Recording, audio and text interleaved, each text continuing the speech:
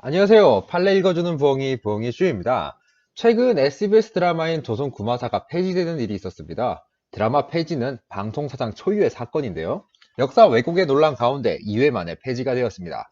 오늘 살펴본 판례는 드라마상의 역사적 실존 인물을 왜곡하여 사자 명예훼손으로 기소된 사건입니다. 조선 구마사는 조선 초를 배경으로 좀비와 테마 사제가 등장하는 퓨전 사극 드라마였습니다.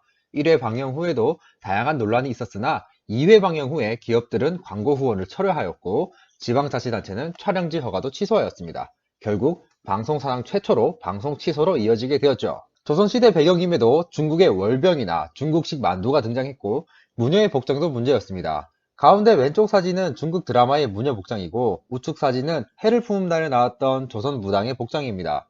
조선 구마사의 무녀는 중국 드라마와 더 닮은 것 같죠? 또한 태종을 악령에 미친 사람을 등장시켜 백성들을 무자비하게 학살한 장면도 있었습니다. 이에 전주이씨 종친 측에서는 조선 구마사의 방영 중지를 요청하는 글을 올리기도 했습니다. 단순히 중국 음식, 의복이 등장했다는 것을 넘어서 태종, 양녕대군, 충녕대군 등 조선 왕조에 대한 부정적 인식과 잘못된 역사식을 가질 수 있다는 우려를 제기하였습니다. 관련 규정을 살펴보겠습니다. 형법 제308조는 사자 명예훼손죄를 규정하고 있습니다.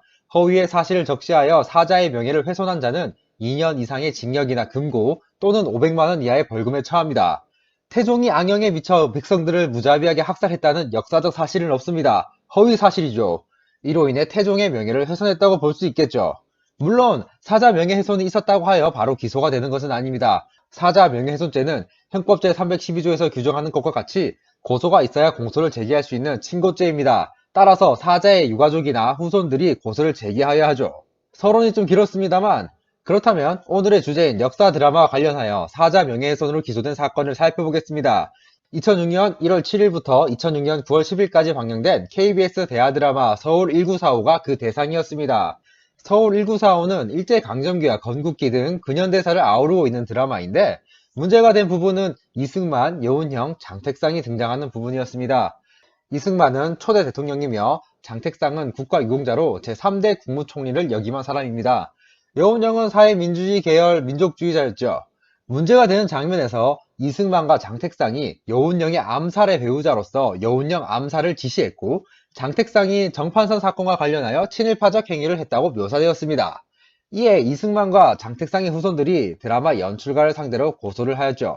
1심, 2심 대법원은 모두 무죄를 선고하였습니다. 이 사건은 예술적 표현의 자유와 인격권이 충돌하는 사안이라고 보면서 대법원은 역사적 인물을 소재로 한 드라마는 필연적으로 허구적 묘사를 통해 객관적 사실들 사이에 간격을 메운다고 보았습니다. 허구적 묘사라고 사자 명예훼손의 구체적인 허위 사실에 전부 해당하는 것이 아니고 여러 판단 기준을 종합적으로 고려하여야 한다고 판시하였습니다. 역사 드라마에서 사자 명예훼손 여부를 판단하는 기준을 다음과 같이 제시하였습니다. 적시된 사실 내용, 진실이라고 믿게 된 근거나 자료의 신빙성, 예술적 표현의 자유로 얻어지는 가치와 인격권의 보호에 의해 달성되는 가치의 이익 경향 등등등 상당히 많은 기준을 제시하였죠. 그냥 예술계에는 표현의 자유가 널리 인정된다고 보면 됩니다. 법이 없다고 도덕이 없는 것은 아닙니다. 드라마나 영화 등은 그 파급력을 고려해서 해당 연출가나 작가는 역사의식, 윤리의식으로 자정해야 할 것입니다. 대법원의 판례에 의하면 조선 구마사는 사자 명예훼손죄가 성립할 것으로 보이진 않습니다. 신고죄의 특성상 후손들의 고소도 없었으니 수사가 될 여지도 없겠죠. 만약 사자 훼손죄까지 성립되었다면 폐지된 드라마가 법정에서 다투게 될 텐데 좀비 법정 드라마가 나올 뻔했습니다. 도움이 되셨다면 구독, 좋아요 부탁드립니다.